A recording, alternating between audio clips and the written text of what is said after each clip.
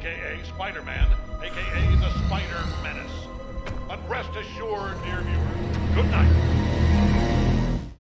Welcome back, everyone. This will be my Spider-Man No Way Home post-credit scene video. Hopefully you've had a chance to see the movie. If you're brand new to the channel, be sure to subscribe to get all the videos. There is a lot that we have to talk about, a lot of big reveals and setups for future Spider-Man movies at the end. So careful for spoilers if you have not seen Spider-Man No Way Home yet, because we're literally talking about everything that happens in the post-credit scenes. But the first post-credit scene or the mid-credit scene starts while the final battle is actually finishing, like right as... Big spoiler warning again, one more spoiler warning.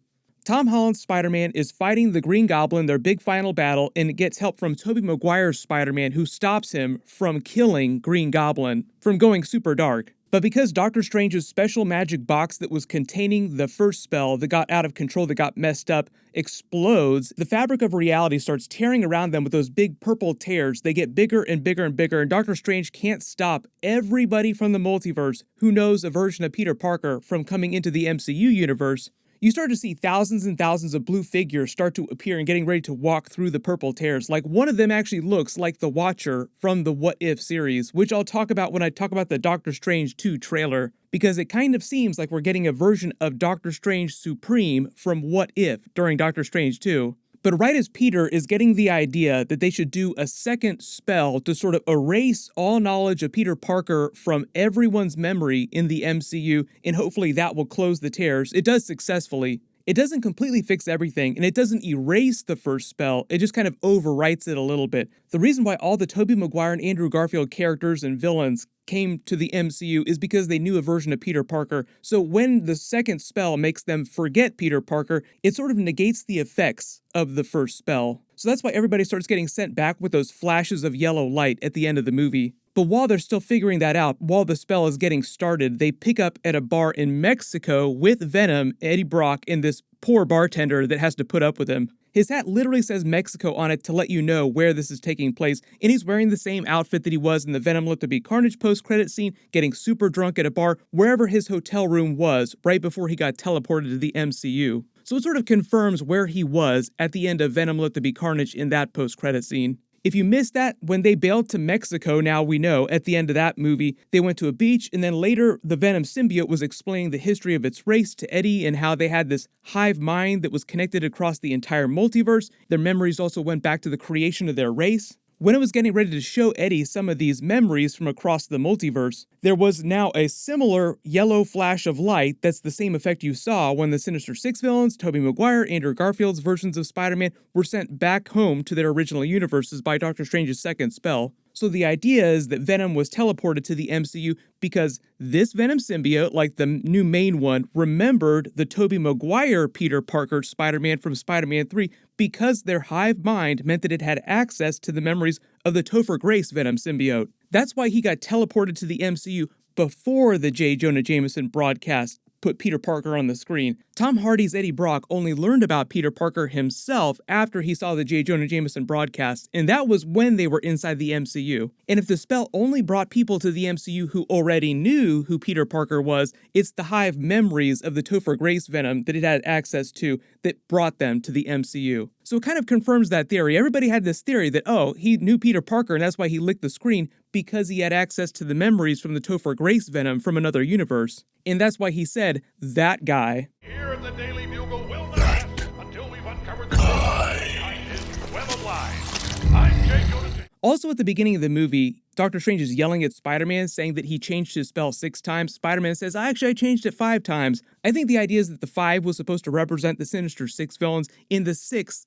was supposed to represent Venom. Even though technically, if you take it literally, they're both wrong. There were 8 people that got teleported into the MCU, if you include Venom, Tobey Maguire, and Andrew Garfield's versions of Spider-Man. So if you're confused about the timeline of all this, like when is everybody getting teleported to and from the MCU, it sounds like based on what Tobey Maguire and Andrew Garfield said, them only being in the MCU for about a day or so, that's about how long all these characters were inside the MCU before Doctor Strange performed the second spell to send them all back. And that's why the Venom symbiote started screaming, no, we just got here, when he also starts to get teleported back to the original Venom universe. But while Eddie and Venom are getting drunk at this bar, he's talking to the bartender about the events of the Infinity Saga of Marvel movies, Avengers Infinity War, Thanos, the Infinity Stones. They have this funny conversation about the Infinity Gauntlet, Avengers Endgame. Like, the bartender basically does the Luis thing, recapping the MCU for him. I know we're still waiting for them to release that Ant-Man and the Wasp video of Luis recapping the MCU. So Eddie starts going on all drunk, going, let me get this straight. In this universe, there are superheroes all over the place. There was a guy in a tin suit talking about Iron Man,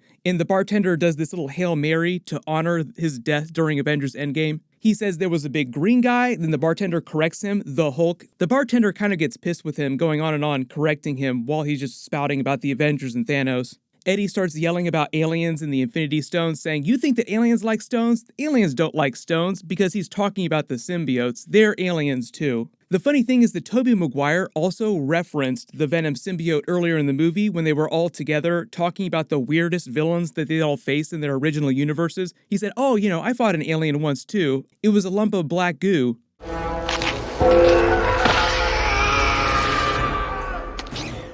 The bartender yells at Eddie about how his family got snapped for 5 years, and then he feels kind of remorseful, like, wow, 5 years, that's a long time, saying that maybe we should go to New York City and talk to this Spider-Man. But because they're so drunk, the Venom symbiote has also been getting drunk with Eddie. They say, oh, it's time for skinny dipping, and as he gets up to go to the ocean, that's when he gets teleported back in this big flash of light, screaming, no, we just got here. Like the Venom symbiote was really excited to be inside the MCU. The bartender yelling about how he still hasn't paid his bar tab as he disappears, like, oh, I'm never getting paid on this. But it's revealed that a tiny piece of the Venom symbiote gets left behind, like a tiny lump of black goo, and that's their teaser for a Spider-Man symbiote saga in the MCU in these future sequels that they're planning with Tom Holland. Like, eventually, through various means, this version of the symbiote will make its way to Spider-Man, and it'd be kind of like a combination of what you saw in the Tobey Maguire Spider-Man 3 movie with that symbiote and the original comic book Secret Wars origin for the alien costume. Originally, during the Secret Wars origin story, he found this small lump of black goo while he was with the Fantastic Four on the Beyonders battle world, and it just covered him creating the black costume. Then a couple years later, when they created the Venom character, they retconned this, adding the Venom symbiote backstory to it too. Like, oh, it wasn't just an alien costume, it was also a symbiote as well. So because they have a new Fantastic Four movie coming up, and the theory is that they're the ones who bought the Avengers Tower, like it's going to become the new Baxter Building in the MCU, Spider-Man might cross over with the Fantastic Four in a future movie, and because they're doing a new Spider-Man trilogy of movies with Tom Holland, like they're starting work on Spider-Man 4 pretty soon, according to Amy Pascal, they'll probably use at least one or more of those sequel movies in the new trilogy to do an MCU version of the symbiote saga. The reason why they're really ambiguous about what's going on with this small lump of the symbiote here, like, is it the symbiote itself or is it like a spawn of the symbiote, is very similar to the way the Carnage symbiote came into existence. Carnage was a piece of the Venom symbiote mixed with Cletus Cassidy's blood, becoming a brand new version of the symbiote. Like, they called it a spawn of the symbiote. So the Marvel people just want to be ambiguous enough so that they leave themselves room to do whatever they want to with this new version of the Venom symbiote inside the MCU. They can say that this Venom is slightly different from the original Venom, and because the voice of each symbiote is actually done by the actors themselves, like Tom Hardy does the voice of the main Venom symbiote, Woody Harrelson also did the voice of the Carnage symbiote too. It's likely that when Tom Holland's Spider-Man gets the symbiote, Tom Holland will also do the voice of his Venom symbiote. Tom Holland and Tom Hardy have both told us about the Spider-Man vs. Venom crossover movie that Sony has been planning with Marvel for a while now, and even though Eddie got teleported back to his original universe, they can always either bring him back from that universe or use a different Eddie variant inside the MCU for another Tom Hardy crossover. But based on what they've told us, we'll see Venom 3 and Spider-Man 4 before we see Spider-Man Symbiote Saga. And what they might do is Spider-Man 4 will probably just be some brand new story with a bunch of different villains. They might just tease the Symbiote Saga with the symbiote at the end of Spider-Man 4. If they were going to give Tom Holland's Spider-Man the symbiote in Spider-Man 4, this scene probably would have been taking place in New York City. Like, oh, the symbiote is already right next door to Spider-Man. This just gives them a little more room to figure this out in the next couple of years. Like, okay, this is what we want to do with this Venom saga inside the MCU. So post all your theories about when they'll give Tom Holland's Spider-Man this version of the symbiote. There is a second post-credit scene. I'll do a separate video for it because it's actually kind of more of a legit trailer for Doctor Strange 2 Multiverse of Madness, and it's like they just attached a trailer to the end of Spider-Man No Way Home. That video will post next. They kind of tease that Doctor Strange Supreme from the What If series is going to be the main villain of the movie, so I'll explain what's going on with that.